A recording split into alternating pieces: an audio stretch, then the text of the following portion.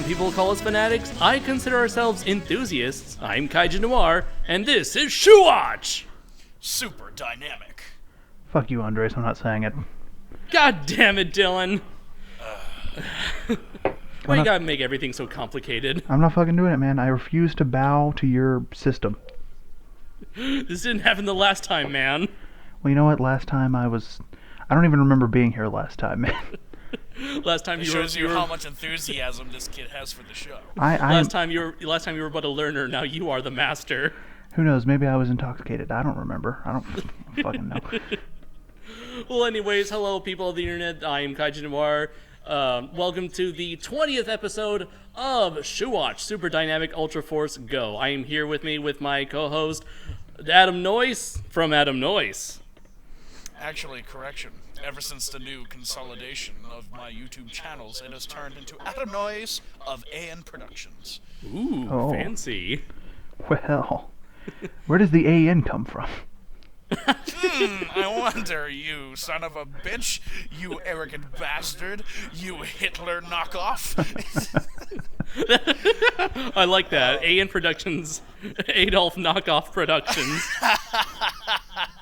That was one of the best angry tirades I've ever read on YouTube. Yes, it totally was.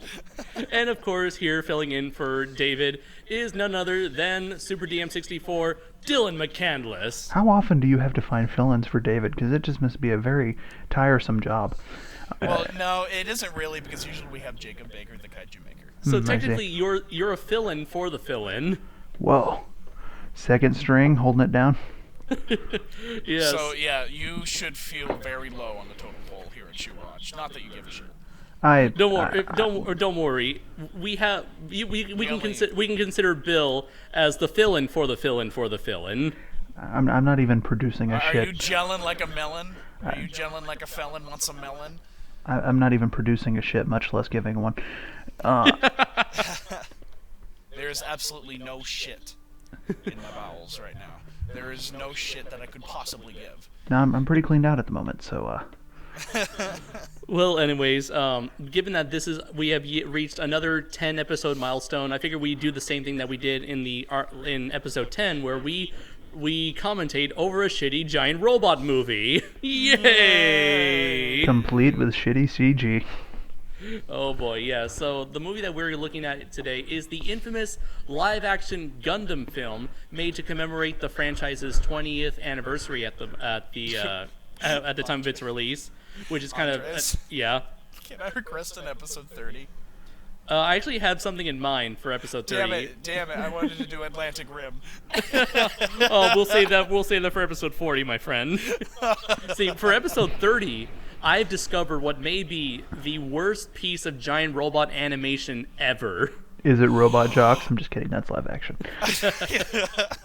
No, I'm talking. This is coming from the realm of Korean rip-off animation, rip-off exploitation, man. My God. Yay. What is it? What is it? Is Blackula in it? Is All right, coffee in it? I might as well spill the beans 10 episodes early, but it's called. Oh, its English title is called Space Thunder Kids. I love it already. That's just. Oh my God. And it's like traced footage, like stolen traced footage of other Japanese anime. So because I guess like in Korea they like to just like rip off and even copy animation of like characters like Superman, Wonder Woman, or the characters from Gundam or Mazinger Z or whatever, and then just make up their own shit, and then have it come over to America even more bastardized than it was when it was in Korea. What the hell is Space... But that's not what we're here to talk about today, is it? Right. What the hell is Space Thunder? Can you even have thunder in space? Is that a... No. Apparently Ghidorah can't. proved that. Right, Wait. Thunder is sound, not the lightning itself. Yeah. So no, you lightning... you cannot have sound in space. The lightning is called lightning, yeah, so... I mean, haven't you seen Interstellar? Interstellar just proved to me that you can't have sound in space, because that entire movie was shot in space. Right, they actually shot it on location in space. On location, in Of space, course. through a wormhole. All of that Dark Knight money is really paying off for Chris Nolan. Oh yeah. Oh yeah. But anyways, I feel like it's kind of it's actually a good thing that we ended up bringing Dillion along, considering how recently both he and Adam have gone into the Gundam franchise as of recently. And that back into in my case, I had seen it as a child, remembered very little about it, and I have only seen all 48 episodes of Mobile Suit Gundam, and they were awesome. Thank you very much. I mean, if you're going to see at least one Gundam show, it's definitely good that you saw the original, considering that this film is supposedly in continuity with the show that you just watched, Adam. And now I am even more excited to hear about the Blonde Bandit, or whatever, the prequel that talks about the fall. Oh, yeah, the Gundam The Origin. Yeah, I'm so excited for that because I love Char. Right. And I'm super stoked that this piece of shit will be the first part of the Universal Century I see. Yay. And what's interesting is that, like, you've actually watched the show, Adam, you watched the show that's in continuity with this sort of stuff, so you're kind of like, they're going to be, like, I guess, concepts or whatever that's going to be in here, carried over into this movie. Whereas, Dillion, you have seen a couple of the later Gundam shows, which try to experiment with the formula. I've been exploring the Gundam multiverse, if you will. Right. Yeah, I mean, you've seen, like, all of these kinds of radically outrageous and over-the-top designs of the Gundams, which I wouldn't call Gundam Wing, based on what I know, that much different from the original continuity. But in terms of like G Gundam, there's a Gundam with a windmill on its chest. It's of course Swedish, or no, not Swedish. It's Dutch. Oh, of course. And of course, it's a representative of Holland. Haven't you played any of the old PlayStation 2 Medal of Honor games? If there's a windmill, of course it's Dutch.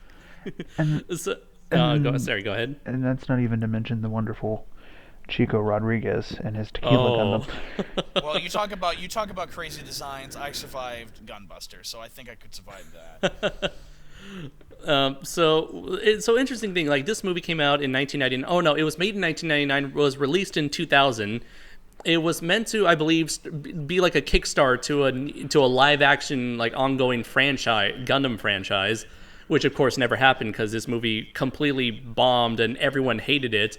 And even Bandai and Sunrise themselves do not acknowledge this movie outside of like a couple outside of like a couple Gundam models and one brief appearance in a recent anime, which I'll go into as we move into this movie.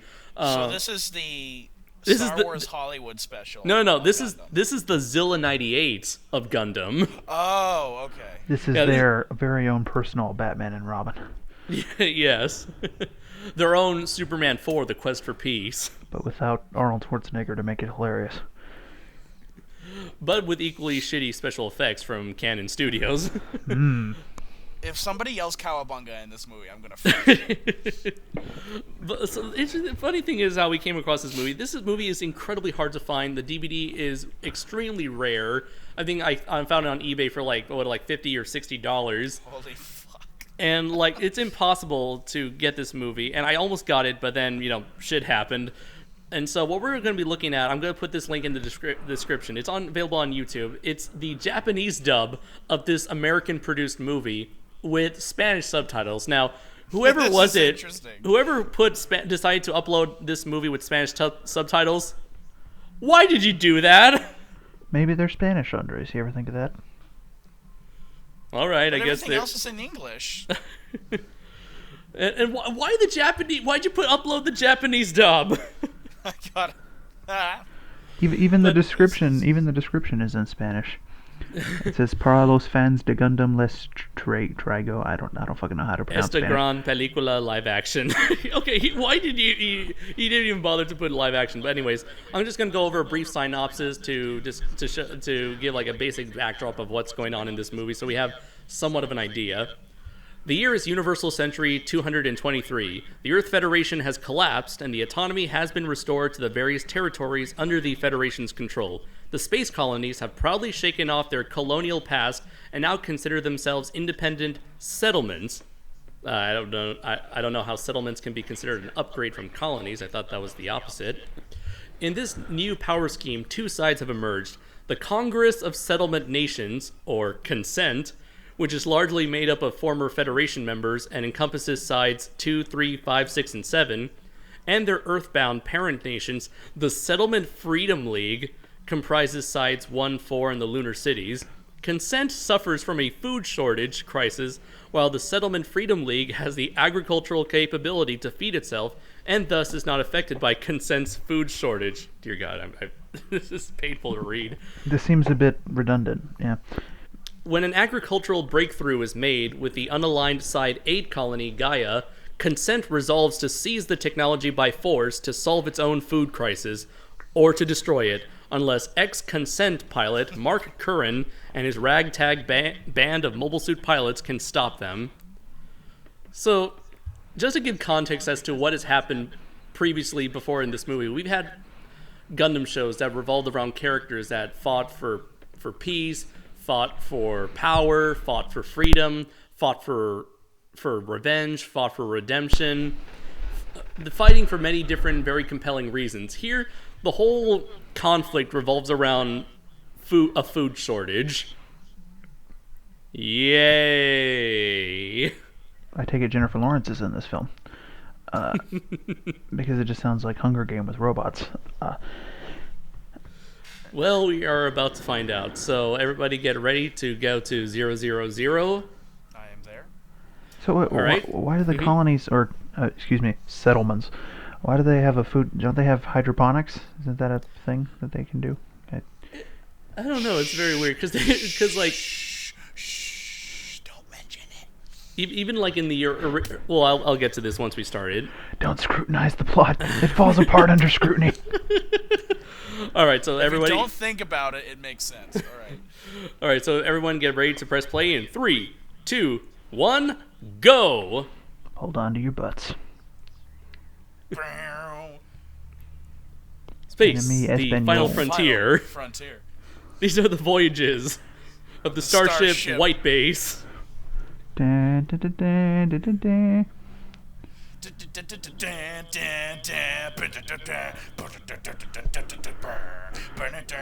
Oh. Now the first thing you'll notice about these opening credits, because I watched this part earlier. Oh my god! Yeah, G-Saviour's a dick. Dad CG so though. Bad. Dad CG. Oh my god! The first thing you'll notice is that even though this is a movie based on a Japanese property, these are all like white people names. So we have once again whitewashed a well-respected franchise. Well, then This was the movie that inspired M. Night Shyamalan to make The Last Airbender. which is kind of funny because I hope even in Gundam, you had a pretty like wide range of different ethnicities in it John for an Debney anime. did the music for this? You know who? John Debney's a pretty damn respected soundtrack person, score maker, music guy. Oh, what's he done? They're Japanese names. To list another anime thing, he did the music for Steam Boy.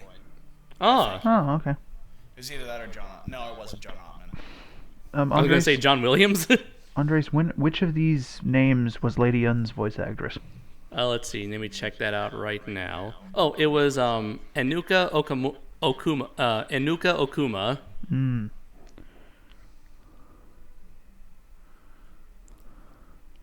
And that director never got another job again. In the year 2045. In the not too distant future. Now I know how to Next say. Sunday AD. La la No. la. Now I know how to was say a space in guy Spanish. named Mike, not too different from you or me. La la la. So these are the space colonies which have always been prevalent in the Gundam franchise. Although I don't think I know there were space colonies in G Gundam, but they were very different looking. They actually like resembled the countries they are supposedly Yeah, represented. and they all have such creative names like Neo Japan or Neo Russia. Very Genius. creative. then- Yes, stock footage. Also, Last Frontier. so like this supposedly takes place at the very end of the Universal Century, but a common complaint I've heard among Gundam fans is that the technology here seems very primitive considering what came before with shows from like the 80s and 90s Gundam shows that took place in this continuity. But I guess we'll just see for ourselves. I But think that probably had more to do with budget than it had to do with, backwards technology, to be honest. Because I mean, you can do almost anything in an anime. true. Live action, Yeah. See, what we're doing right now that we shouldn't be is scrutinizing the plot again. There's some sort of underwater robotic lobster-looking James thing. Cameron's The Abyss. You know what this reminds me? You know how, have any of you seen the fictional poster for Jaws 19? Yes. Have you noticed that there's like an underwater Hilton hotel in that poster? That was awesome. Yeah. I am disappointed that we do not have underwater hotels. Me Although too. If we do have them, they're probably meant for like the super rich who can just shit out money whenever they'd like. Just literally take a shit on the toilet and it's money. Yep. So I think this might be our protagonist, Yes, that's definitely Play- the protagonist. played by Whoozy McFucket. I love Whoozy McFucket. This hula dancer is more attractive than my wife. I think this sophisticated, like, mobile suit base or whatever we're looking at runs on, like, Windows 98, which is interesting. Yeah, I know. These are all, like, old school fucking, like, I Packard Bell don't get computers. it. These lights are sinking in and out of sync. All these buttons, they're blinking and shining, blinking and shining. Is he inside of that suit? Okay, now I understand. Oh, okay. It's kind of hard to tell with the shitty CGI. And the Spanish subtitles. Let's see. That's a word I never learned. That was an entire phrase that I have no idea what the fuck just happened. You know, I wish I was the HAL 9000 and could read their lips, since they're speaking English.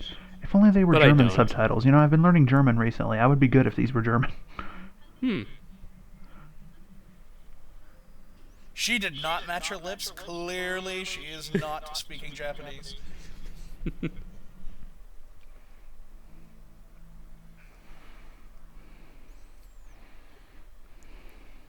Are they being Is he being attacked by the nothing? Is that an underwater Zaku? It has one eye, so maybe it could be like a Xeon inspired mobile suit. Because the bad guy Godzilla just farted and it's heading. The shockwave is heading our way. he just performed a cannonball at the end of the How It Should Have Ended video. Damn it, Idris Elba set off another nuke. That bastard. He's always canceling apocalypses, ruining it for everyone. Did it ever occur to him that the rest of us are tired of living? Or at least want to try out live out our fantasies as being badasses in a zombie apocalypse. You know, I've noticed this with low budget kind of films, is that if you don't know how to make a futuristic looking uniform, just copy or just grab a random jumpsuit. Because in the future, we all wear jumpsuits.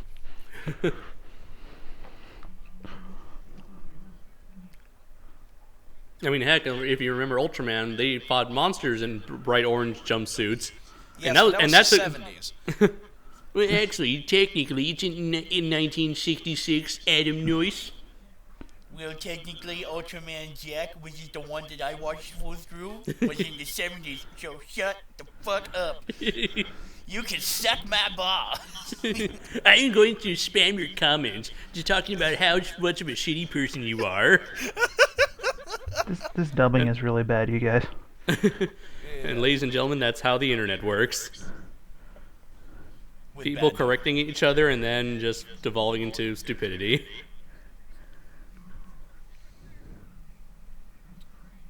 Okay, so from what I understand, there is a lack of oxygen. No shit. From what I understand, the struggle is real.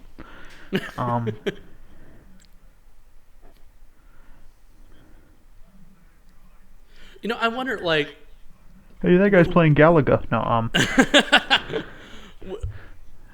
Wow, I Oh guess my he is. God. if somebody really was playing Galaga in Luke, this you've movie, turned I off your would... targeting control. He's playing Star Fox. Do a barrel roll. Da-dun, da-dun, da-dun, da-dun, da-dun. Dun dun dun. What are you waiting for? Fire phasers or whatever the fuck you have.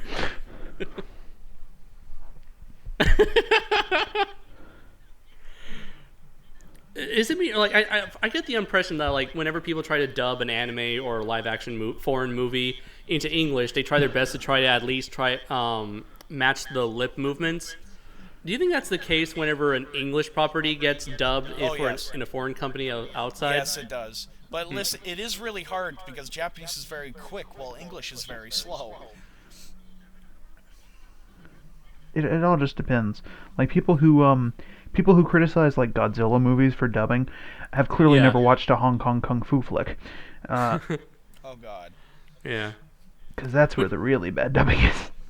Which is pretty funny because like last night when I was having dinner with some family friends, Godzilla came up in a conversation mainly because of you know who, and the one thing that people talked about when they remembered watching Godzilla movies in their past was the awful dubbing, and they kind of spent a couple minutes making fun of that.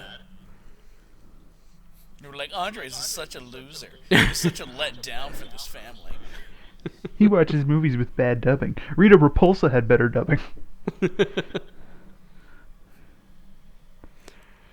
See, I've never seen something more majestic. Adam, doesn't that kind of look like what do you call it? The I think it was the brown mobile suits in Gundam called like I think it was called the Z-Gok or something. Well, no, yeah, there was one episode where the white base was attacked at this kind of like docking base that was at a shoreline, and there's a bunch of them that were from underwater. Yeah. And they had that cylindrical-looking thing in the center, the Z-Gogs or whatever they were called. Yeah, I have a link right here. I'll I'll share. share. One that was underwater, and it looked kind of like that, except this one was green. Yeah, I just sent you a link to if you're both interested of the Z-Gok. Yes, that thing. Oh no. Oh, you're thinking about? No, wait. Maybe it's the Act guy that you're thinking of. I'll bring that up as well. Yeah, it might be the guy. I never learned the name of all the Mobile suits. mobile suits. Yeah. Because I was just like, oh, that looked cool. Oh, that's another mobile suit, and then I just kept going. This is a sentence that you don't often hear and will likely never hear again. But Lost in Space was better than this. Let's see. This is the Act guy, Adam. Looking. James Cameron. His name Oh my is God! James Walk up the Cameron. base. It's the James greatest Cameron. pioneer. He's raising the bar. James Cameron doesn't do what James it Cameron wasn't does. one. For James Cameron, James Cameron does what James Cameron does because James Cameron is James Cameron. Now this is case. I'm going to assume that these wetsuit people are terrorists of some kind. Terrorists. Maybe. Scuba terrorists! Cobra! Wait a minute. I saw one guy wearing a Starship Trooper helmet. Are you shitting me? They just rated futuristic-looking gear from old movie sets. Well, that's That actually. guy. Oh my God, that is a Starship Trooper helmet. First Power my Rangers God. and now this.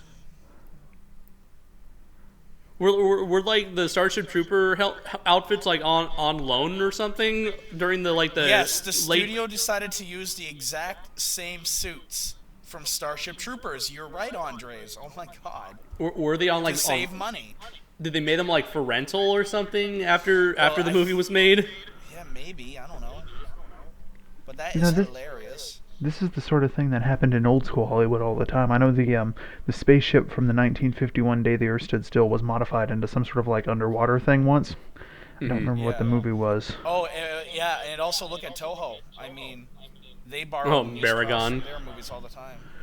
Oh, look, more And also, Starship Trooper helmets. Did you know that the suits, not the suits, yeah, the SY3 suits were just reused and reissued and repainted suits from Mothra, and then those were later repainted silver for the monstrosity Prophecies of Nostradamus. Uh-huh. Yeah, they reused props and sets all the time. And then I remember the head of the T-Rex from the movie The Land Unknown was reused to portray Spot the dragon from the Addams Family. Yes. And for some strange reason, what's the another Rhedosaurus. So for some strange reason, the Rhedosaurus appears on the poster for Robot Monster, and he's not in that movie at all. I don't understand. Now that's just blatant false advertising right there. I mean, there's Fucking Starship Trooper uniforms. In Now Gundam, this makes me want to watch Starship Troopers. I don't care if it's 1, 2, or 3. a good kinda bug's makes- a dead bug. it kind of makes me want to watch Gundams fighting giant bugs. Can we get that? Can that be this Or- movie? Oh my god, they're even using the same guns. What if they meet like the fucking soldiers from the like opposing colony or whatever, and they're wearing like fucking colonial marine outfits? Uh-huh. Oh. You know what this also makes me want to watch because I haven't seen it yet? They made a 4th Starship Troopers that was animated, actually pretty well from what I've seen. And it's about the bugs finally invading Earth. Oh. Oh yeah, that was on that was released recently on Netflix, right? Yes, I'm excited to check it out. Yeah. Because I like the universe. I don't really like 2 and 3, but I like the universe of Starship Troopers. I wonder, like, is 2 and 3 worth watching on Netflix? 3 is because it's so over the top, Uh-huh. which it's supposed to be. Let's face it. Mm-hmm. 2 is okay. Uh-huh. It's like they took themselves a little too seriously on that one. Uh-huh. But 3 was just, they camped it up like there's no fucking tomorrow. It was great. I take it this guy was having a dream. Yeah, maybe that was because according to the synopsis, he's an ex-pilot, and so maybe he was thinking of the event that made him quit the force. Now, why are these guys wearing like 19th century clothing when clearly in Mobile Suit Gundam they wore futuristic style clothing? Yeah, this isn't Gundam Wing. Hold on a minute. In Gundam Wing, everybody dressed like Napoleon in space, but this is not Gundam Wing. This feels way more like Code Geass. And Code Geass. Oh, what kind of were they trying to go for? What kind of like time period setting or vibe were they trying to go for in Code Geass? Mid 19th century. Mm. Code Geass is just. You're gonna have some Gundams in this Gundam movie, right? Hello. Otherwise, we'd be having perfect chaos theory. And that's chaos. That's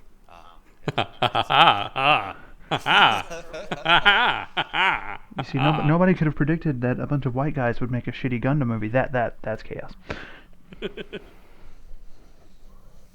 I think you're full of shit. And now we're watching it on the internet, talking about it on the internet. And when you look away from the screen Yeah. during this scene, it's like when you look away and you're not paying attention to the screen at all, and you just listen to the audio, it feels like you're watching hentai. Being completely honest. Oh God.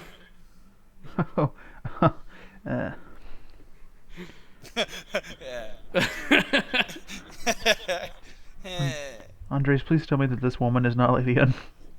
Oh no, I believe the woman. No, not the woman on screen.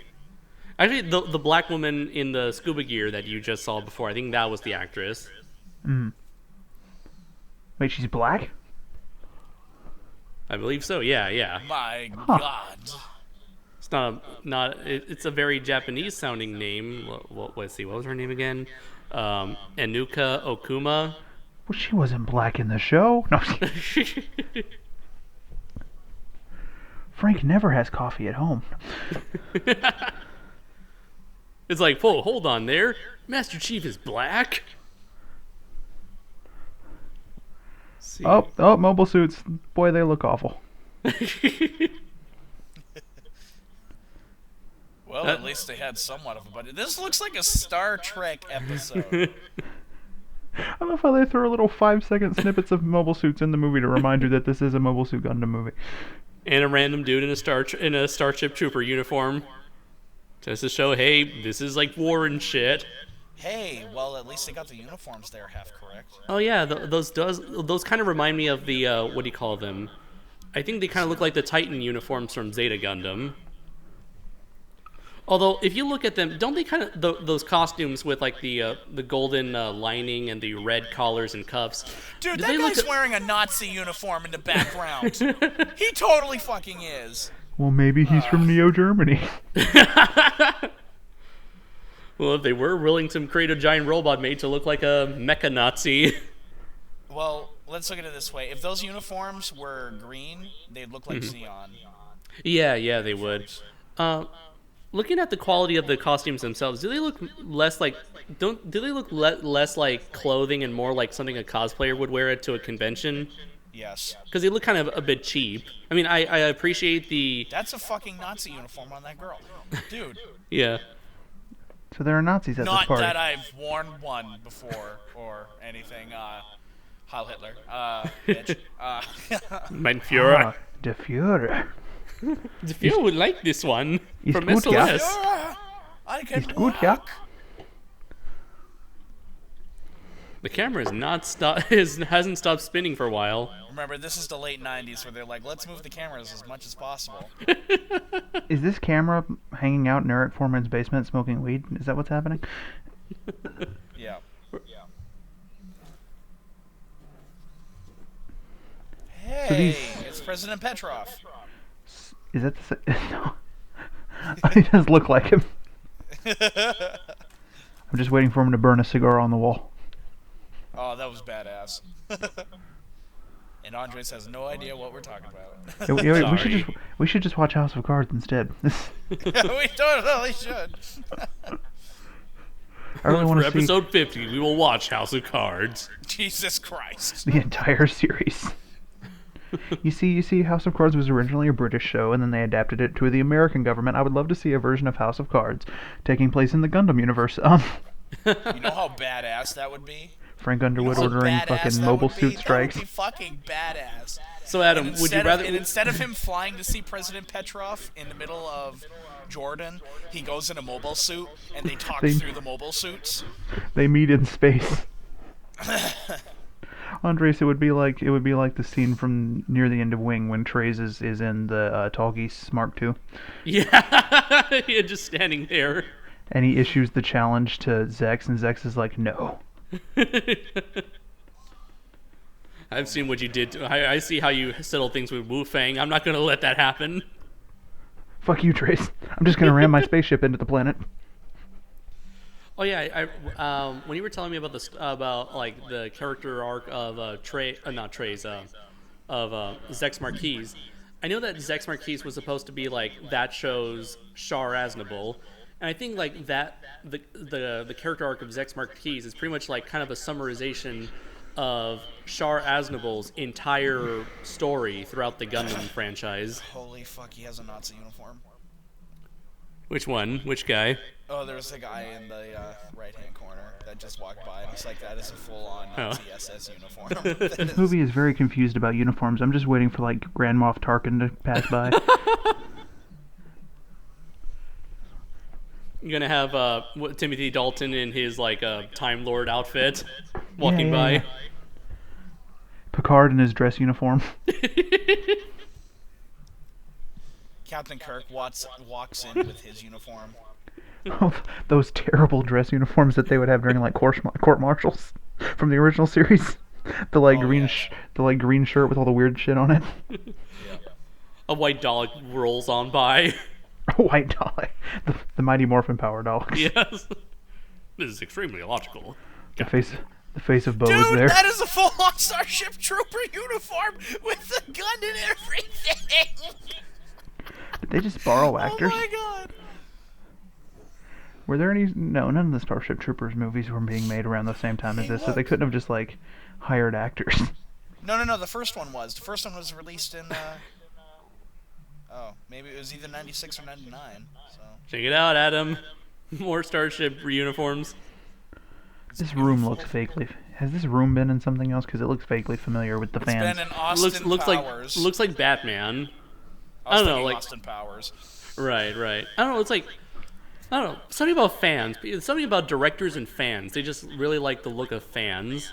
I can I say think that I do not. So I think it's because of the shadow play that goes on. I think so, yeah. But considering how the whole room is brightly lit, that kind of defeats the purpose of having fans. If you want cool light effects, just do like Harryhausen and light an entire room by fire.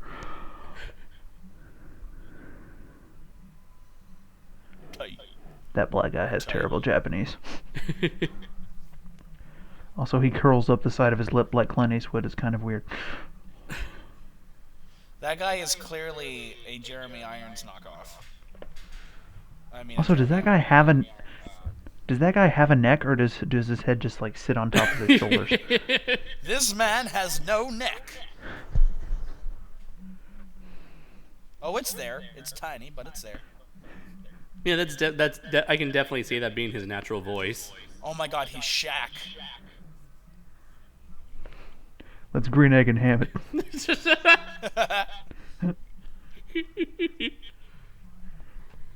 Y'all ready for this? No. I'm pretty sure he was ready for that.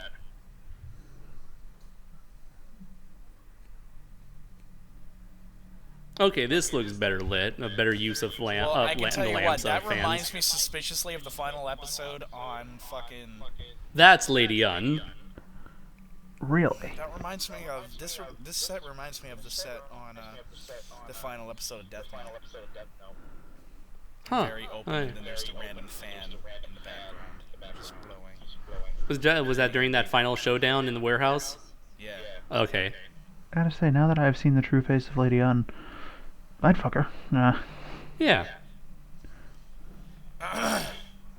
Right. God, my throat is killing me.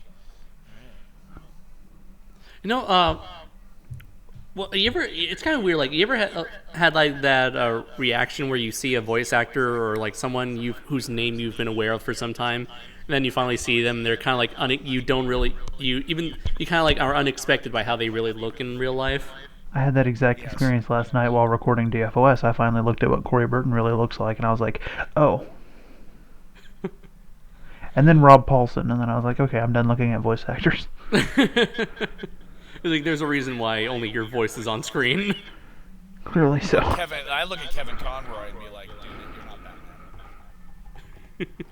you're not Batman. Funny enough, I had that reaction. Like, there was one time there was this episode of a like a late 2010s, or no, late. We're not even in the late 2010s.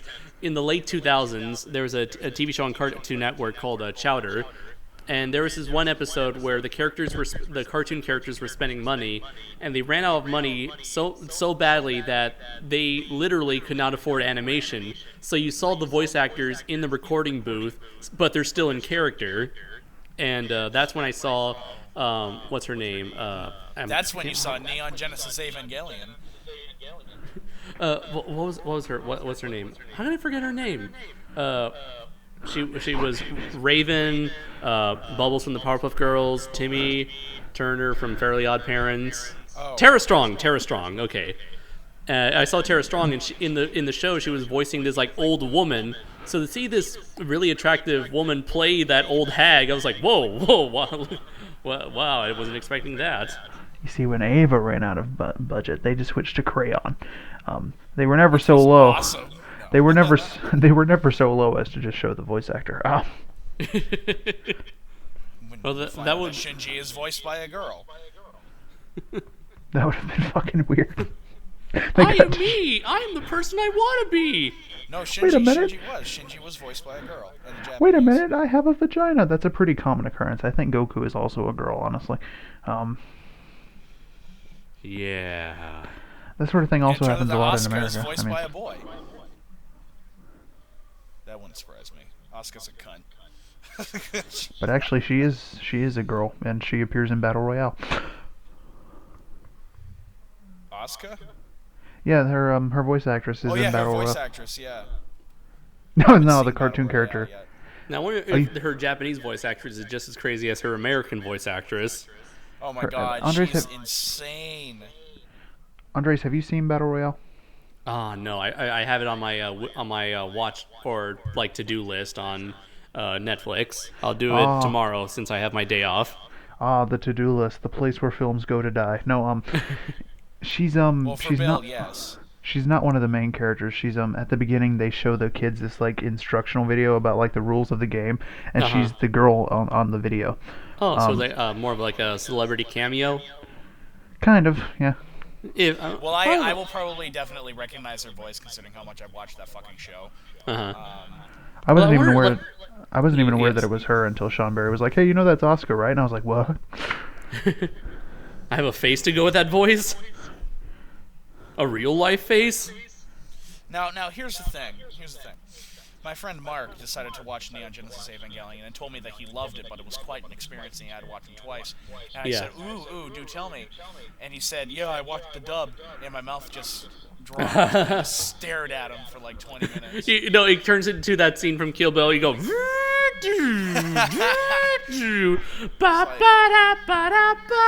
He said, Oh my yeah, God. I hated the end of Evangelion because the dub was so bad. I'm like, then watch the fucking original language version. Oh my gosh, Andres! I recently saw Five Fingers of Death, which is the fucking movie that Quentin Tarantino got that sound effect from. Yeah. And every time it comes up in the movie, I just couldn't take it seriously because I just thought of fucking Uma Thurman. I was like, this kind of ruins the movie a little bit. Yeah, don't they do the same zoom in and like everything turns gold in It, that movie? I don't remember it turning gold, but they did have the zoom in. Like he would see somebody that he was about to fight, and then it would be like, "Dee, dee." But they never quite got to the part near the end where it goes da da da da da da. So I don't know if it's used in more than one movie. Probably. Knowing it's a Hong Kong kung fu movie, so. Also, his hand glows red sometimes in that movie, and they never really explain why. Because fuck you, that's why. Because his hand can turn Super Saiyan. No, Because Andres. because he is 1/50th Super Saiyan. He's 1/50th Saiyan. No, Andres, the reason is that his hand is telling him to grasp victory. Oh my God, Ah. Petrov is back. Petrov is back. He's ready to kick ass. Poor Underwood. And no minority on this space station can stop him. Petrov versus, I'm going to call this guy Jiminy No Neck.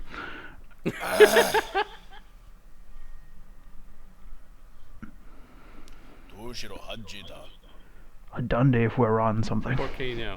I understood that. Donde está muy bien, y tú? Why not? Oh shit, they discovered the essence of a Super Saiyan. Or no, maybe they discovered how to regenerate like a Time Lord. One of the two. Dude, this bitch's face. She looks so derp. Look at her. I don't know. I mean, like Derp. like what Dylan said earlier. I'd fuck her. I think she's would- I think she's attractive I enough. could easily say that even if this bitch had a dick, I would not fuck her.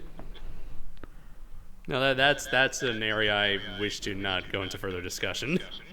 Fellas, Well, when we're gonna drink. We're gonna drink till she's hot. oh, let's play. I love playing that game.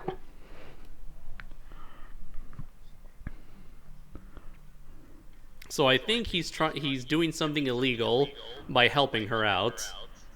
Andres, is it just me or does this guy look kind of like John Barrowman? I don't know who he is, but I'm kind of thinking of Jimmy Fallon for some reason. I John- was thinking of Kevin Spacey or young Kevin Spacey. John Barrowman. So I can John call him Barrowman. Underwood. Andres. John Barrowman is the guy who does Jack Harkness in Doctor Who and Torchwood.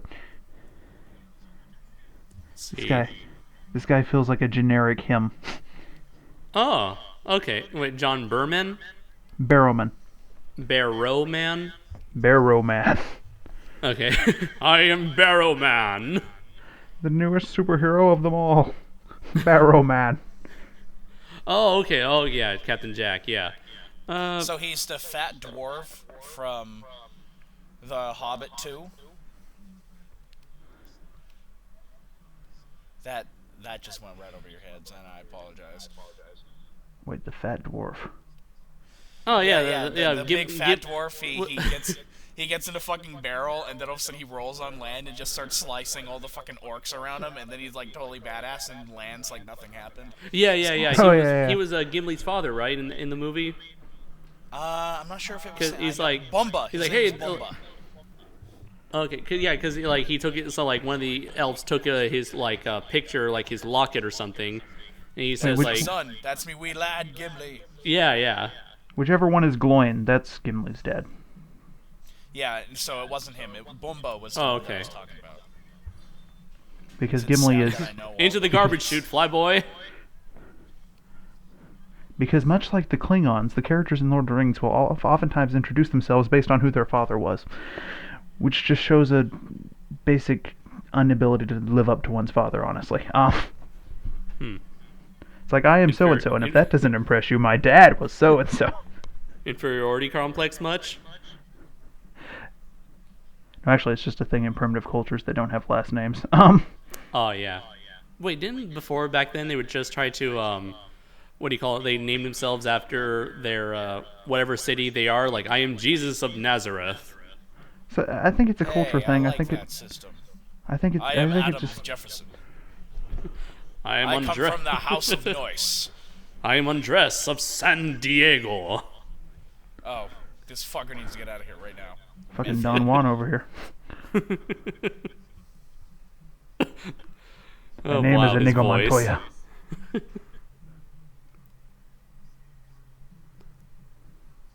Congratulations. There's one less minority to deal with.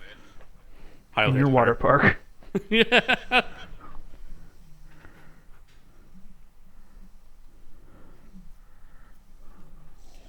I literally give no shits about this movie right now. There are no mobile Absolutely suits. none. There are no mobile suits in it anymore. They have mobile suits. I saw like 2. Maybe 3 if you count the scuba dude. 4 Oh, if you count the intro sequence. Alright, 4. That's still not fucking enough. It's mostly just been like running through hallways and talking to each other about stuff happening behind the scenes. It feels like a shitty spy thriller. Yeah, kind of. Like, it's easily tell that this is like, this was made a made for TV movie, and it definitely shows that it kind of looks in quality, kind of like something like out of, I don't know, like Next Generation or something. But I was thinking more Deep Space Nine. Mm-hmm. This does feel a lot more like Deep Space Nine. Which, Dylan, have you checked out yet? No, I need to. Please do. It's so good. Now I know that you guys have more experience with like those kind of televisions that try to do like big, high concept sort of things, such as like space travel, aliens, and spaceships and whatnot. Now, do you think the special effects so far from what we've seen here is on par with stuff that you've seen in like Deep Space Nine or Next Generation? Hell no. Hell no. Hell no. TNG is a Hell million. no. TNG is a million times better, and that started in the late 80s. That was literally 10 years before this. Like, even early TNG, where the effects are pretty questionable, better than this. Well, they at least kept using miniatures, you know? Yeah. The last Trek to use miniatures was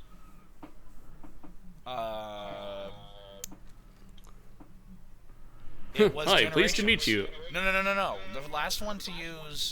The last Trek to use miniatures was First Contact. After that, they switched to all CG. Mm-hmm. And that came out in '96. Oh no, and then there was Voyager.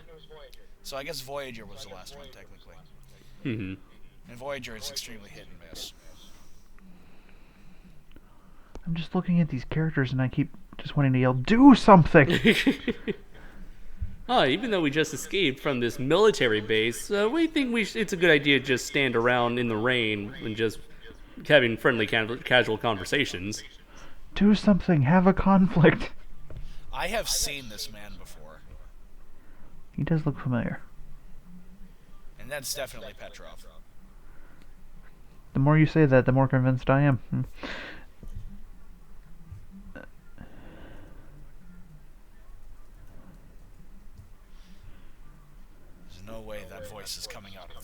I know, that's what I said. I wonder how drastically different the English voices of these actors are. From what I hear, a Calling lot of the fighter planes, calling fighter planes. Because in Japanese, everybody's just like, and then in American, you've got like, Listen, Zeon, you can just sign my ass.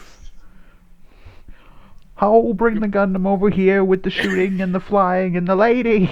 And the madness. Oh, baby Petrov, this is Jerry Lewis. Can we stop with the food shortage and the fighting and the shooting and the... Oh, my and that God, guy. Wally West is showing it. No, Wally West is on Teen Titans Go. No. No. Hey, if you think that's bad enough, the entire cast of Young Justice made an appearance in one episode. No. Wally was my favorite. Can we all just get together as a species and tell Cartoon Network that this is not okay? That Teen Titans Go needs to go. You know what's really weird with Teen Titans Go? It's that like it's obviously made for a completely different audience than those who grew up with the 2003 series. Yet it has so many callbacks and character designs and voice actors from the 2003 series. You gotta ask, who is this show made for? Yeah, if you want to do a show like this, I have no problem with that. Don't base the designs and even use the same voice actors from the way better Teen Titans show. Because then you just wind up pissing people off. Yeah. In the meantime, you got like Powerpuff Girls getting returning to Cartoon Network, and they're gonna have none of the voice actors from the original series. Oh, fuck those people. Nor Craig McCracken, I believe. No, fuck these people. That man had an amazing name, Craig McCracken. That's almost as fun to say as Genny Tartakovsky. Oh yeah, most definitely. I love how we're not even talking about this movie anymore. Right. Also, when did Chico Kid Rodriguez Flash, show up? What did they do to you, Kid Flash? I don't know who this bitch is, but I want her dead. You know who I want dead? Oh, mobile suits! Look! Oh! Ah! More than two on screen at once! They're not moving. And then they cut back to the people. So is Lady Un supposed to be this movie's Pentecost? Wait, is Lady Un related to Kim Jong-un? No, her character's funny enough white. But she's black. Her character is actually a major badass too, Adam. Let me tell you what she did once. She once threw a man out of a plane to kill him, and then, just in case that wasn't enough, pulled out her gun and put a bullet in his head as he was falling to the ground. Oh, that's okay. And I was like, you, ma'am, are a badass.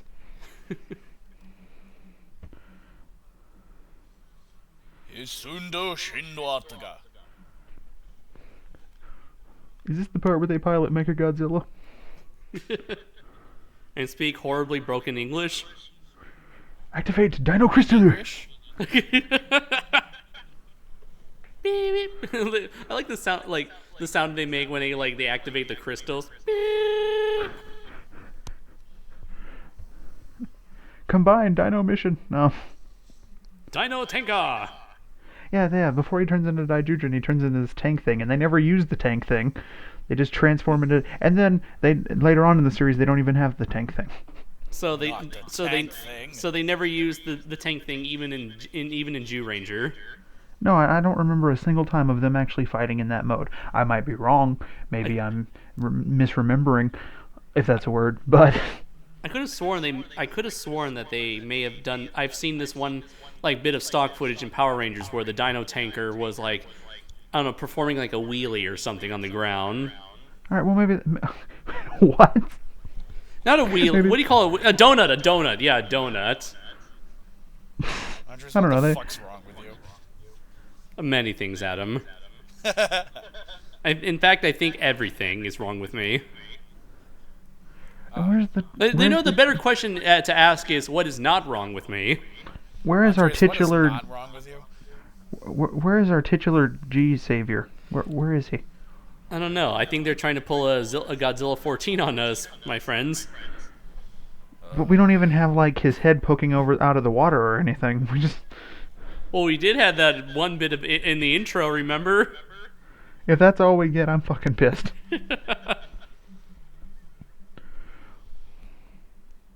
Hey, Also, miniature. what a badly designed airstrip. What was the point of that loop?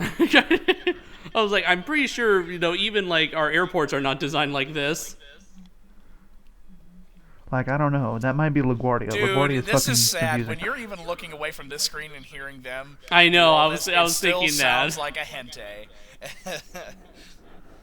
Sounds like a typical Tuesday. Space. You know what this is actually making me want to do for some reason? Watch a better space movie? This makes me want to watch Jimmy Neutron Boy Genius. No, that's a property that hasn't been brought up in quite some time. Now that is a movie that deserves a little more respect because of the fucking aliens being awesome. And there's a giant space chicken. I know. And I ain't talking about Gigan. I'm talking about an actual giant space chicken. Pultra. I remember in the Jimmy Neutron show, somehow Pultra is like reborn. Yeah, there was an episode where the egg people come to Earth and say, "We want peace." Yeah, they even got Patrick Stewart to do a voice in that one. Because Patrick Stewart did the voice of the head egg person. Oh yeah. In fact, I don't think they ever explained what happened to the old Pultra, because it's like a new egg They ate her. Oh. They chop her head off and they eat her. It's a really fucked up movie when you think about it. How the hell do they reproduce? The egg people? Well. How do the Daleks reproduce? Since they're all like this weird thingies that could have to use those suits and shit. Because they've de-evolved to a certain point where... Huh. You know what I'm... That question... that question has been asked, the Daleks have been completely ruined. No, perhaps their entire species is propagated through genetic engineering. Because, I mean, what I love about the Borg is that the Borg fucking explain it. There's an entire fucking breeding station on the fucking thing, on the fucking cubes. And you just see babies everywhere getting assimilated into Borg. It's so sad. They might be like the Sontarans. The Sontarans are a Doctor Who alien race that do not reproduce naturally anymore. They have become a clone race. They clone themselves in huge batches. That's disturbing. And so there are no females that I've ever seen because they clone themselves. There's no need for females. They only create males because those are the warriors, and that's what their entire race is about, is traveling across the stars. And homosexuals that are attracted to their twin brother? They have no sexuality. They are potato-headed clone men. And they only get a hard-on through war. War. War. That makes so much sense. Wait a minute, is that red? It's like the Klingons, except the Klingons actually take a break and have peace every now and then. Or no, he looks kind of a little bit more like Ed Harris. Now what am I saying?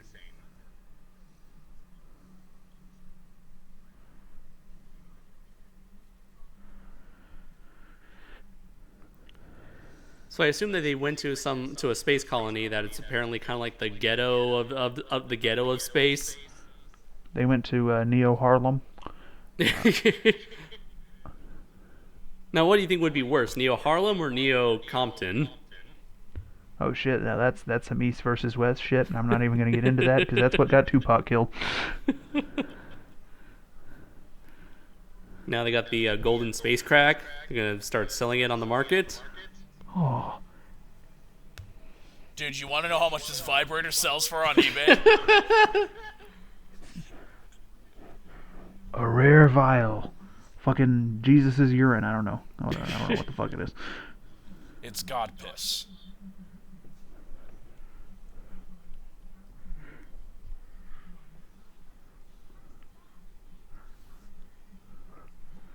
We must protect the God piss. R. Kelly would do anything to get his hands on it. That went completely over my head.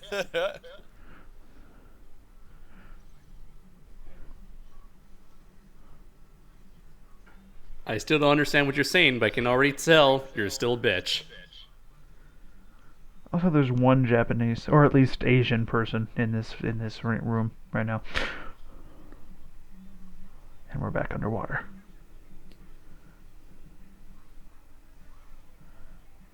And a random dude in a fedora looking like he came off the set of Batman 89.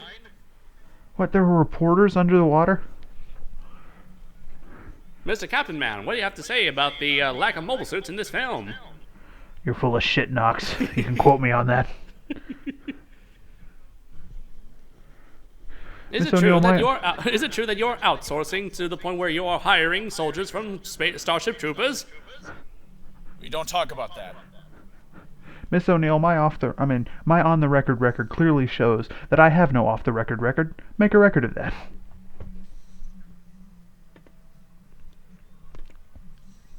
Now, how many times have we... Let's see, which scene is this? Because this kind of looks like the scene where it's like a heart-to-heart moment where the main protagonist and someone who is clearly supposed to be the mentor... Wait, exposition in a futuristic theater? What is he telling him, the story of Darth Plagueis? Well, we finally see the titular G-Saviour. Yes, and it's like to quote what Adam said before we started recording. It's not that bad of a design, but it's clearly there are clearly so many better suits. I just don't know why. It has. To exactly quote me, I said it's not that bad of a design. I just would never use it. Right. That's a better way of saying it. To exactly quote myself. Yeah. I just don't understand why they made the decision to not have the armor on the bicep area. Right, along with the thighs. And just have the exposed, like, Terminator hydraulics. Yeah, because it looks really weird. Because it just looks like it's a skinny mobile suit, but with a large frame and giant boots. Because the other mobile suits we've seen in this movie have had like the armor, all the armor and shit, but this one just looks like a fucking like Bionicle. Yeah, and like I wonder what's I'm curious to see this mobile suit in action because I wonder what like most mobile suits or most Gundams would have some sort of like gimmick that make them stand out from the rest of the mobile suits in its respective series, other than just simply being more powerful and faster. Like especially in Wing and in G Gundam, everything's got a gimmick. Yeah, in continuity, the last show that took place before this movie was Victory Gundam, and in Victory Gundam, I think you had like multiple ships that can combine Megazord like into a Gundam, and then that Gundam had like extra like armor packs and weaponry, and can have like giant wings of psychic energy. And the Constructicons come together to form what's that fucking guy's name? Devastator? Devastator. Yeah. I almost said Destroyer. I'm like, wait a minute. That's not fucking right. I mean, sure, they combine, but other than that, they're nothing alike.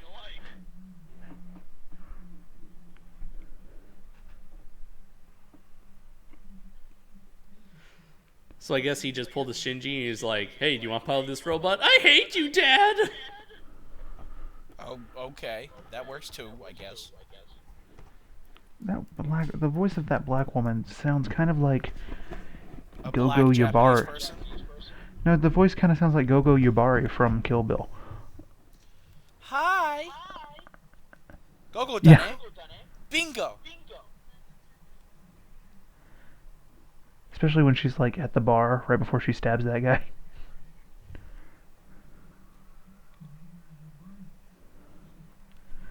It also kind of sounds like Orin when she was a girl stabbing the guy. But then again, all these people sound alike to me. Man, if I would be fucked if anyone ever tried to ask me, like, hey, which is your favorite Japanese voice actor? I'd be like, the Japanese have a good one. Day. The Japanese one, yeah.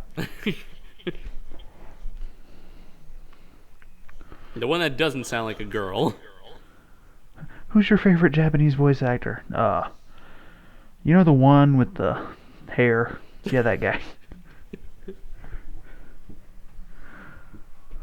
The guy with the face. Chances are they don't know either. Just make up a name that sounds vaguely Japanese, and they'll be like, "Oh yeah, I love that guy." Yoshiharu Makasaki. Personally, my favorite voice actor was obviously Arigato Roboto. That guy.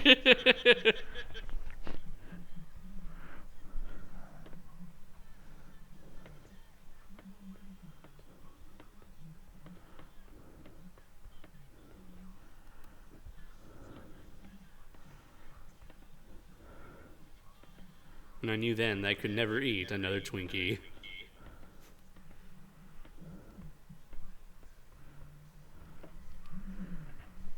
This movie is over halfway over. And we haven't had you know what? We never really had a real like set piece of any kind, nor any real like tension. Like we've had people running through halls and briefly confronting each other. We're nearly an hour into this fucker, and nothing has happened. It's like I'm sure like there's this guy, he's being convinced to join one side to do something for another person. Okay, maybe we may be having our first action sequence 53 minutes into the movie.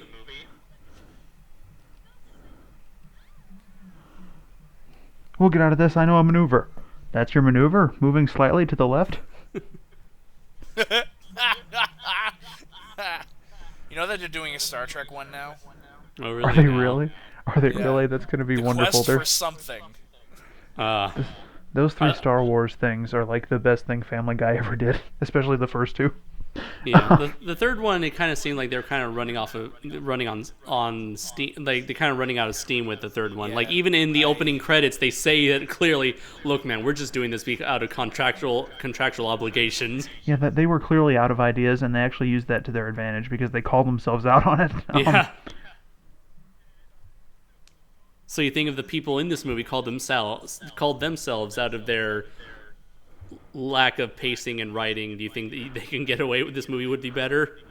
I'm fucking loving the second one. Instead of riding on a tauntaun, Luke has a don. Yeah. It's fucking don-dons. Or the part where they waste like a good several $1,000s to produce a CGI dancing elephant. He gets into that AT-AT and he's like, "It's pregnant?" Oh snap! It's the Gundam. It's in action. Oh, it's really shitty. It has a gun. The badness. Is that some sort of energy shield thing on that one arm? What was that? Oh, in I believe it was in Victory Gundam or Gundam F99, they introduced the concept of beam shields because I guess technology has progressed that much that they don't even need physical shields. Well, that's a neat idea. Okay, I can dig that. Yeah. I guess that's like the one thing I've seen so far that puts this in continuity with those later Universal Century shows. This looks like a cutscene from like that old PlayStation 2 Transformers Armada game. Huh. Like Yeah, that's you the know level. what? Yeah, it looks like a really like low quality standard definition pre-rendered cutscene for a PS2 game. Totally does. Like whenever people compare bad CGI to looking like a video game, I would try to at least give some credit because looking at old video games from like the PlayStation or N64, I can say that even like Asylum CGI looks significantly better than the early 90s, early 2000s CGI or Unless, video of course, game we're graphics. Unless, of course, we're talking about the music video to Blue Dubba-dee-dubba-dot. Oh, okay, yeah, that's most likely N64. That's like fucking reboot level of CG. Yeah. Yeah. Now I'm curious about going. I remember loving the this N64 title called it was a Beast Wars fighting game, and I remember thinking to myself, "Wow, this looks so much like the show." And now I'm thinking, "Oh, this looks so much like the show." Yeah. I would really love to see what that show would look like with proper CG. Yeah. Fucking Weta does it. Oh boy.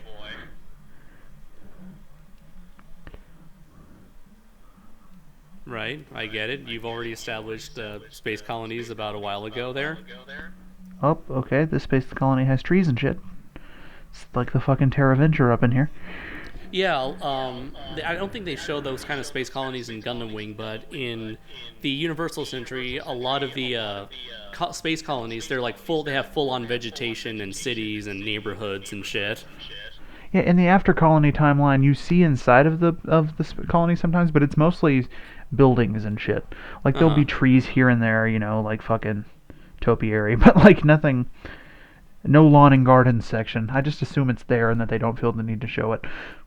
Like I forgot with the what was it called? The After Colonies continuity of Wing.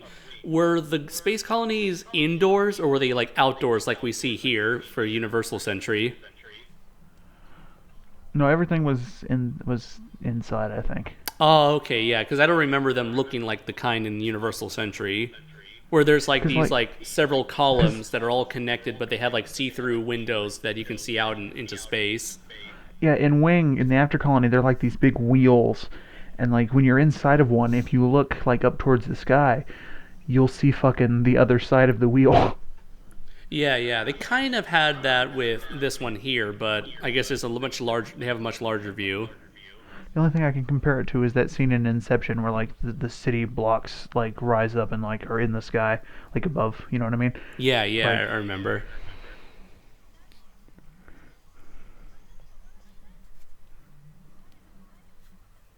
I have no care in the world about this movie. Do Also, something. What is up with the wool the wool collar on that guy's on the main protagonist's armor? If you can call that armor. Fancy. What is this colony? Neo Kenya? Look at this guy. He's got a fucking moo.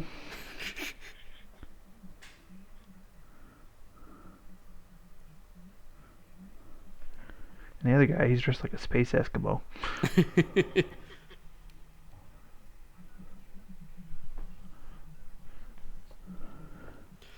So yeah, that action sequence with the Gundam, or not even the Gundam, the G-Saviour, that was pretty short.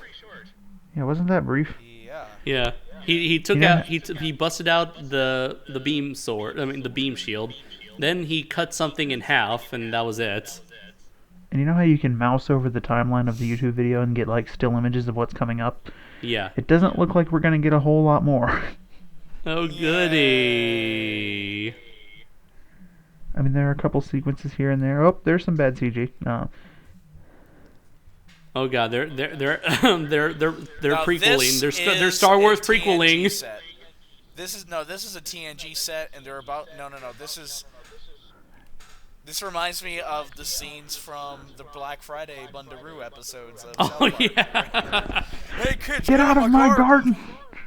Hey, he's lying. He's gonna betray you at the Red. He's gonna betray you at the Red Robin wedding. No, I'm not, you asshole. And this is where we grow all the cannabis. That's why we're so neutral. We just want to get high and just get along with everyone. Lady, you've got yourself a deal. Oh, she got more than a deal. Don't do it. She's gonna betray you.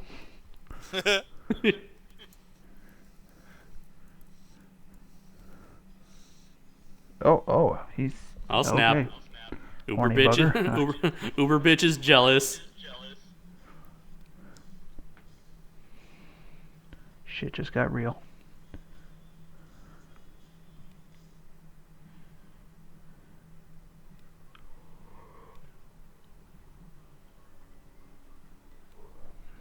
I have to say, maybe that was the most intense thing that has happened in this whole movie. Which is sad, isn't it? Yeah, I know. I like that shot, to be honest. I don't come into a live-action Gundam movie wanting a love triangle to be the nicest thing that I see. Dude, those are full-on Gestapo Nazi uniforms. No hiding it. No defense whatsoever. No makeup to try to hide it. They are going to exterminate the space Jews. The Jews are in space. They're We're going floating around. Zooming around, protecting defending the human race. race. The Jews are in space. I don't Fucking remember love the that. rest of the words. Man, that is clearly not his voice. Does that kind of look like the center of the TARDIS, Dylan? A little bit, yeah. Holy shit, it does. Is this left over from the TV movie?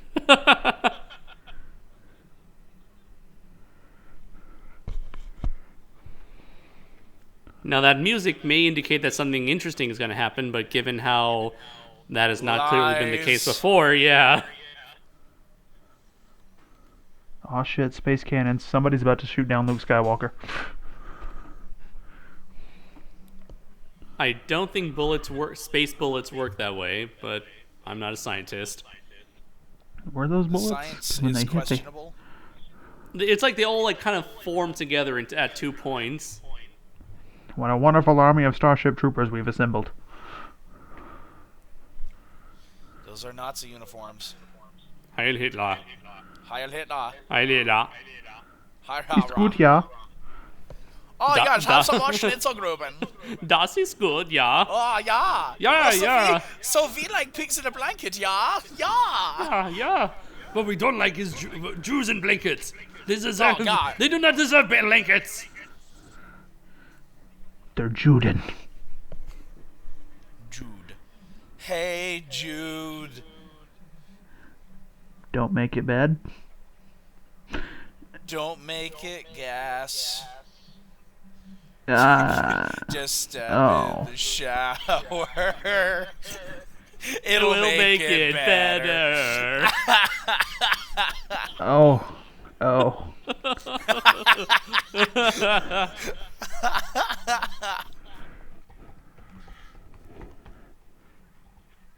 What the hell's wrong with me?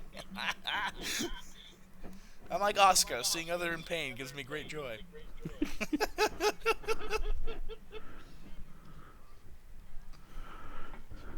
So again, they just started a battle right now, yet the film like, once again continues to focus on characters talking to each other. Don't scrutinize the plot. It falls apart under scrutiny.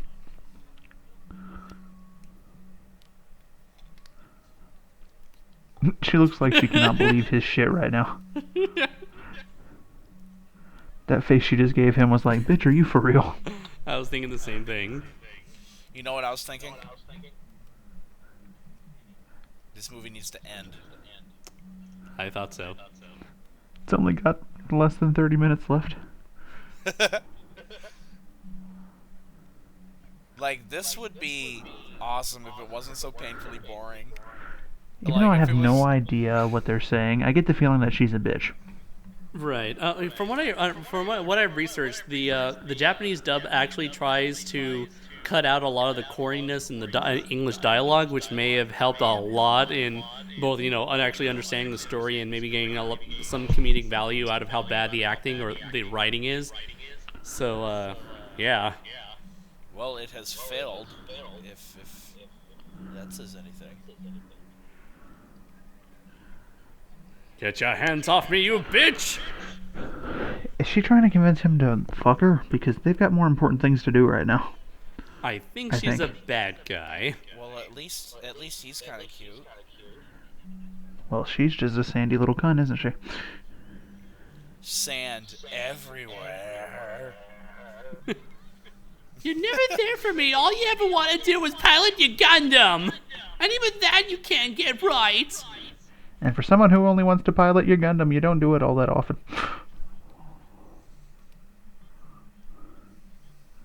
This guy is no Hiro Yui. And he sure as hell ain't no Domon Kashu. Nope. And I don't fucking know what the pilot's name is in the original series.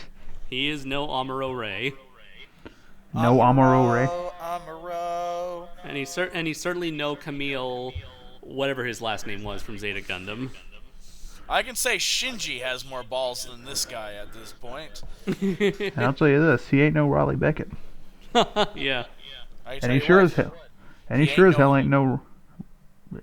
Shinji may fucking may have had a lot of. No. What? I was gonna say Shinji may have a lot of problems, but a bitch certainly wasn't one. But now I was like, no, that certainly applies to Shinji as well. Yes. He had several bitches that were giving him problems. Yeah. This guy. He did, didn't he? He had a lot of women problems, didn't he? Yep. Look at this guy trying to give a Stacker Pentecost speech. You ain't black, sit down. Oh, fuck. So, yeah, guys, we're canceling the thing. Yeah. This is our moment to shine, and We need I'm food. fucking this up so badly. This guy isn't even, like, smooth enough to make up for his incompetence. He's no Roger Smith.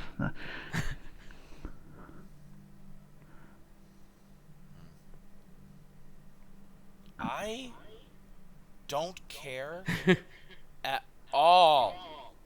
Petrov, are you supposed to be my Zex? There are literally absolutely no fucks. I don't think I could not give any less fucks, to be honest. Like, that's a problem. That is This a room serious problem that needs rectifying. By watching This TV room- Neutron Boy Genius. This room doesn't look half bad. I'll give him credit for that. This is bullshit. I want to talk about vagina. You want to talk about vagina? He wants to talk about just how icky they are and how they are the worst things in the world. They I must see. be exterminated. Exterminate! Exterminate! The real reason the Daleks became what they were. They've started to grow teeth. Oh, don't remind me of that movie. Just don't. What, teeth? Please don't.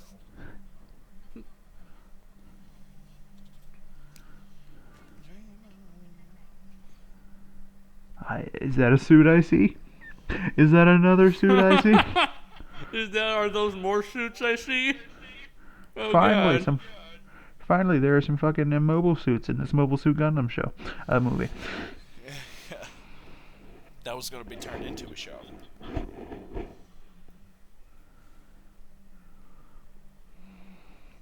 This feels like it's begging for a spin-off television series. It's called Jews in Space. Yes. It's like it'll be like Battlestar, but way shittier. For some reason, those suits, they kind of remind me of the, what do you call it, the Gundam Easy 8 from Mobile Suit Gundam, the 8th MS team, which were kind of like the shittier-looking versions of the original Mobile Suit, made from spare parts out of the original Gundam project. They remind me of the Mobile Citizens from fucking SD Gundam. The ones that just, like, hung out Oh, in yeah. fucking... Oh, the The ones that GMs. just... Yeah, they just hang out in Neotopia and, like, fucking Yeah. pitch baseballs to little kids. Except the visors are different. I noticed that there are buttons behind him over his shoulder. Those guys, they are way out of his reach. Those are the shoot over your shoulder button. Also, how does the control scheme in this thing work? Whenever I see the twin stick, oh, okay. Wasn't expecting blood in this movie, but whenever I see any kind of robot that's being piloted through the twin stick method, I always assume it's the same controls as that arcade game Virtual on Cyber Troopers, because it's a arcade robot, giant robot fighting game where you actually do use the twin sticks. Oh. Do they ever bother going into any detail in the shows as to how the control systems of these Gundams are supposed to work? I mean, we know how it works in G Gundam because they have the motion control thing. But, like, in fucking Wing, they'll just, like, be in the cockpit, right, and they'll flick a switch and then shit'll happen. And I'm like, okay. That's generally how it is from what I've seen in my experiences with Gundam, where it's like, hey, I wonder what this button does. They press that button and it activates a weapon, and then they're like... then they just like go ahead and do the regular stuff that you normally do without explanation. Julie, do the thing. Wait, we still have the sword. Like Why what? did she just fall through the ceiling? I don't under... Oh yeah, because she was locked in her room because protagonist man just disabled the lock, or not disabled the lock, but he kind of like disabled the unlocking mechanism. How do you know that, Okay. Andres? Wikipedia. So she escaped by breaking through the floor? Is she I guess Bill's cat? I guess she. Oh, touche. Did she leave a woman-shaped hole in the ceiling? Like fucking Roger Rabbit after he burst out of R.K. Maroon's office. You see, we're gonna be happy with a capital HAPPY.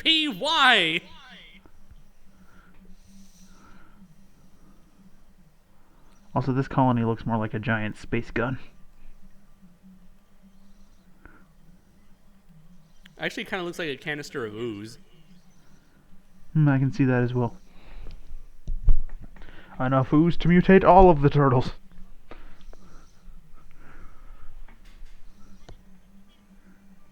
Whoa, that was way off. Yeah. That woman moved her lips, and then the words came out like a minute later. That was fucking weird. I think the audio is starting to cut out, or whatever. The film just gave up. It gave up trying to be a movie. I was like, this isn't coherent at all.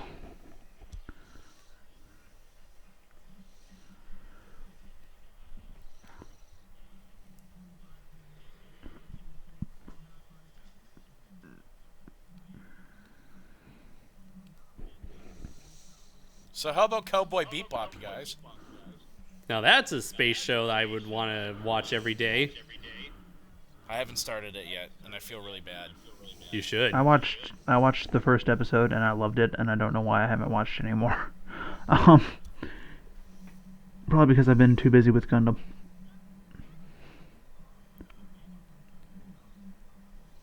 It's a fucking Starship Trooper uniforms.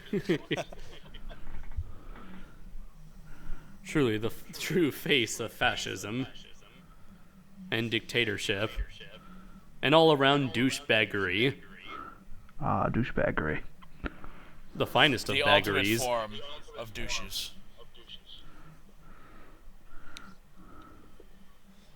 So, this CG doing anything for you guys? Makes me want to play a PlayStation 2 game. It's losing my faith in humanity. Yeah. Or did he just use the fucking... What do they call the guns that are in the helmets? Vulcan rifles, or no, Vulcan guns. Yeah, the Vulcan guns. And I'm like, fucking Spock? Oh snap, that guy's got one eye. You know he's a bad guy. Zaku soldiers fight! There's another one-eyed guy. This is starting to look like Gundam, fellas. And we only have 15 minutes left. And they all have those horns on their heads, Andres. They all look like Zapper Zaku. I think the horn on the Zakus meant that they were commander types. But all of these have them. Maybe they're all commanders. No grunts whatsoever. All of their soldiers are elite. Elite, I tell you. I should have better planned that out. He was gonna fight his way out. He was gonna fight his way out of there, but then he could only pull up the energy to pull off one push. It was the can you blame him? It was the space diabetes, man. Can you blame him? The man looks like fucking Carl Winslow. I mean, hey man, at least Carl Winslow was a cop. Yeah. And he was in Die Hard.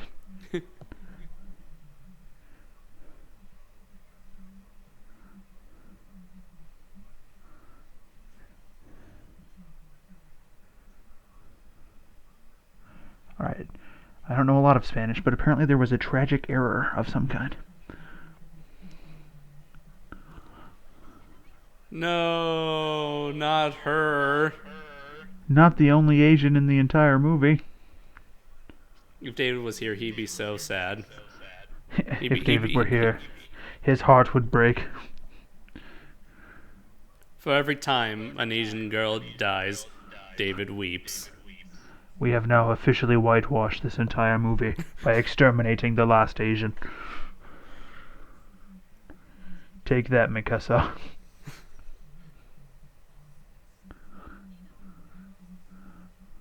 Now we shall use Jesus' piss for our own plans. Our own nefarious purposes. Those pieces of debris look like Legos. I told you this was beyond Bionicle. Oh shit, beam sword. Snap. Oh yeah, you always got to have at least 2 beam swords.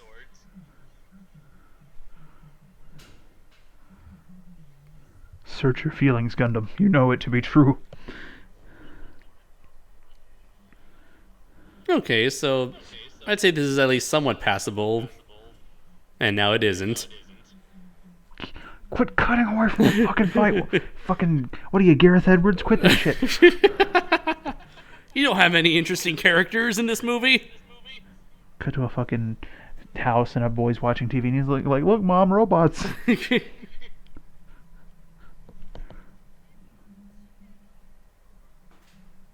I guess they're bringing up the agricultural problem again because they saw agriculture. Now they're talking about Julius Caesar and Napoleon. Why? Like, these people, I will succeed where they have failed. Yeah. Dude, Julius Caesar had no plans involving food shortages or Jesus piss. That was not... I will keep all the food to myself. So that I can get diabetes. Space diabetes. And then I will die of beatus. And I will become the most glorious internet meme in history. I will become a real live Jabba the Hutt.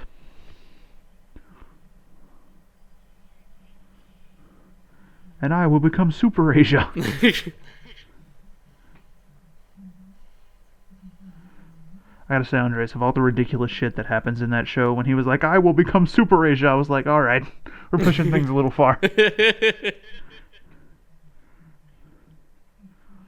Oh shit, he's got built-in machine guns too, in his shoulders. Yeah, now I'm starting to see like a real another big complaint a lot of Gundam fans have here is like that the fight choreography is very slow and sluggish compared to the anime. And like when I look at this, and especially like if you look at something like any of the recent Gundam shows like Gundam 00, there's like very fast, very quick and intense fights in that show. And yeah, this definitely doesn't compare with that. I mean, even like the original Gundam series was always like very fast paced. Like there's always something happening, as opposed to looking at a Gundam slowly fall down or slowly like move its arm or whatever. Do you think that enemy suit right there bears any sort of resemblance to the Sazabi suit, Andres? A little bit. I can sort of see a bit of that, especially with like the backpack with the 2 large spikes in the back, the large shoulder pads. It's kind of wide frame. I can kind of see what they were going there with that there. I'm not sure if the pilot of that bad guy is meant to be was established previously. I think he might be the guy that we kept calling Petrov. Oh, okay. Excuse me, Petrov. I don't speak Russian. I don't even speak Russian accent. I think that's another Gundam. Well, where's he been this whole fucking time? No. I think it's an even shittier looking Gundam. Are they at the last minute going to reveal like a whole team of shitty looking Gundams? Oh, she's still alive. She would have bled out by now. Where did he hit her anyway? Did anybody notice like where she was shot specifically? I don't think she was shot at all whatsoever. Maybe there was like some explosion that happened to the wall next to her.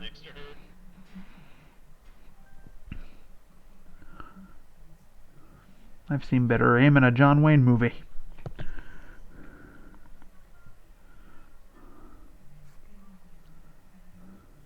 I found that joke to be extremely tasteless.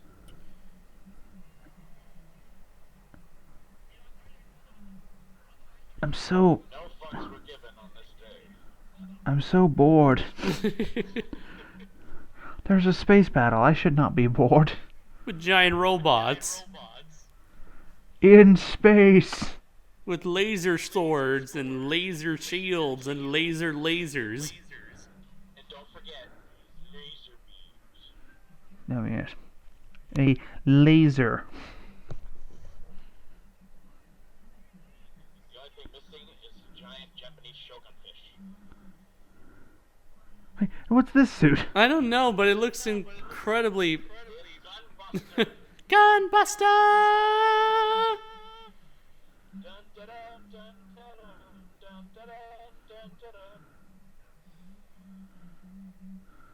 Oh no! Oh god, this looks bad. This is pretty. And that Gundam looks extremely plain. Zeta Gundam, Double Zeta Gundam, Gundam F91, Victory Gundam, and Unicorn Gundam. They're all laughing in their graves right now.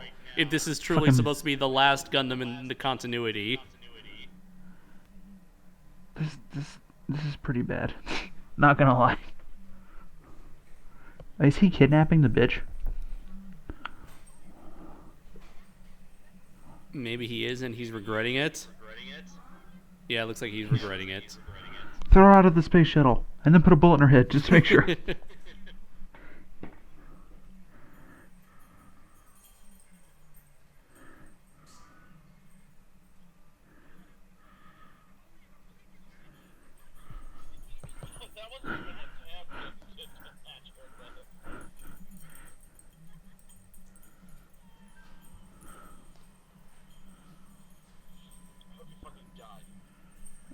They are. Yay! Yay! Now the villain is dead, the movie can end. Dun dun dun dun dun dun dun dun dun dun dun. Oh wait, we still have almost 10 minutes of this shit. I wonder if there'll be anything after the credits. Amuro from the first series shows up. He's still alive after 200 years. He just slaps him Bright Noah style. They fucking pull one of those cheesy ass things where, like, after the end of the credits, one of the characters is like, "You're still here, go home." Wow, the Jesus piss has survived. Are we gonna learn what it's gonna do, or did they explain that earlier in dialogue that I couldn't read? I think they did that. And like, it's supposed to. I guess it's supposed to solve their agricultural food crisis shortage problem. Oh, so it's gonna feed the multitude. Okay.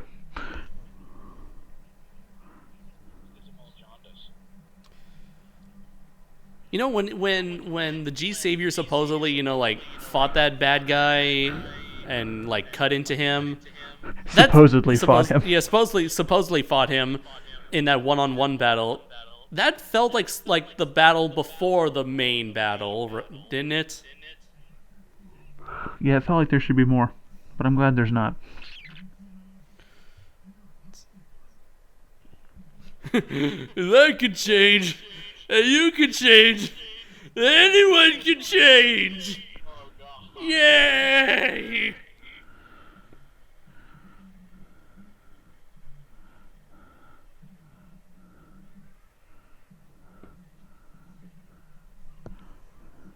I am so glad that we have won this battle today here in space. I would like to now announce that we are the Space Nations, and I will not be running for president in 2016. Let me make myself clear.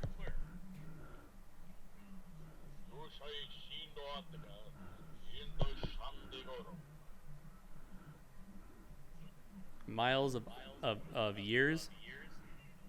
What? Miles of years? Crucial moment. Now this musical piece sounds like something I've heard elsewhere. Yeah, maybe when they credited that composer, what they really meant was we stole some of his work from some other movies.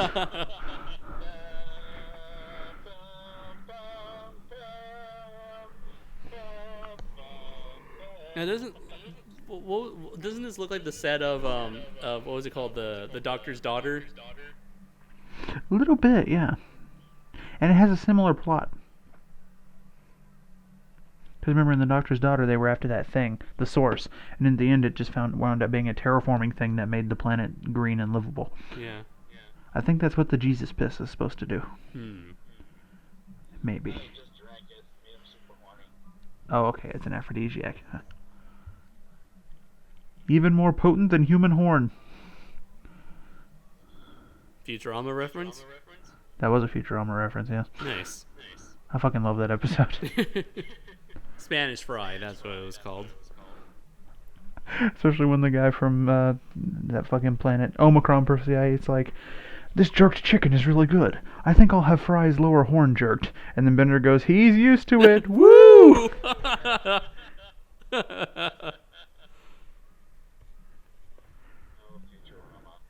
Why does this movie have more likes than dislikes? I honestly can't say. 99 more likes than dislikes. I'm giving it a dislike. Who knows? Maybe this one guy, this boy Gundam, as he is so called on YouTube, maybe he was hoping to enlighten people on this history of this dark, unknown history of Gundam to Americans or Spanish Gundam fans everywhere. And while I may applaud him before I watched this movie, after watching this movie, I wish he never did so in the first place. This is the only video he's ever uploaded. You think he's satisfied with his life?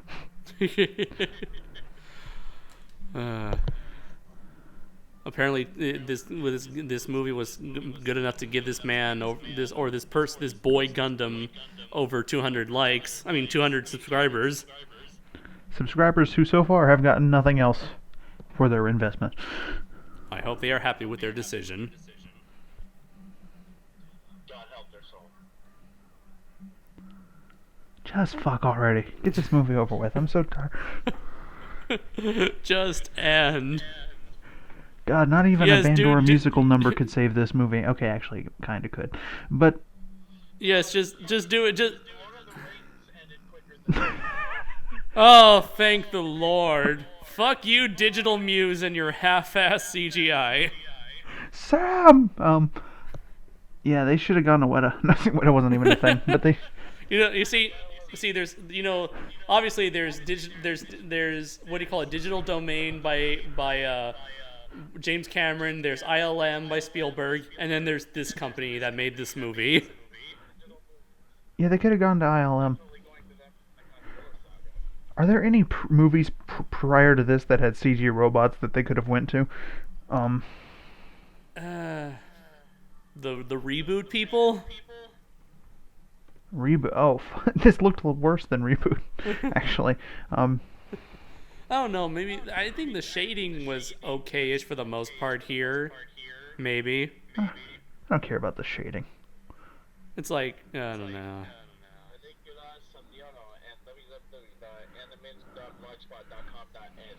I think I may have gone here when I was searching for English subtitles.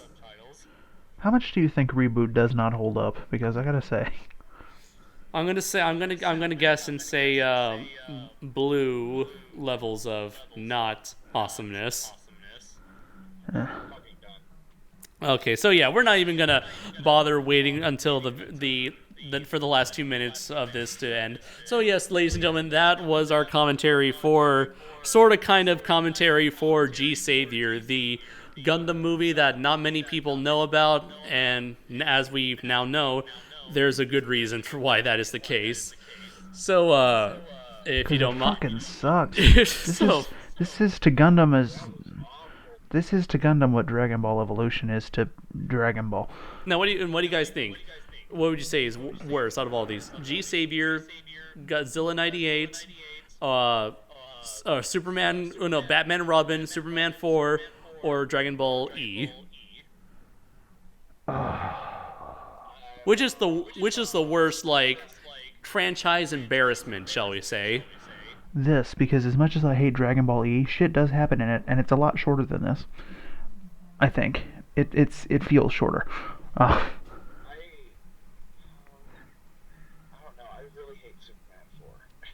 The Superman 4, that had some ridiculously stupid... Yeah.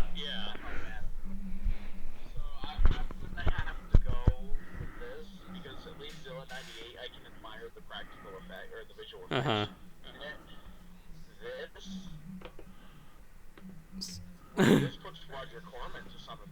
Right, so if you don't mind, I'm going to head off to continue watching Gundam Double Zeta. I have been your host, Andres Perez, a.k.a. KaijuNoir.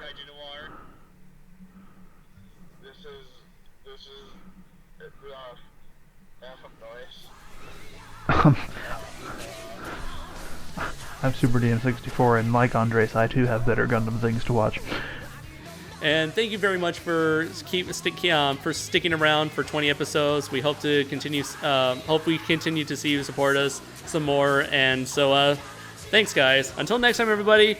Take care.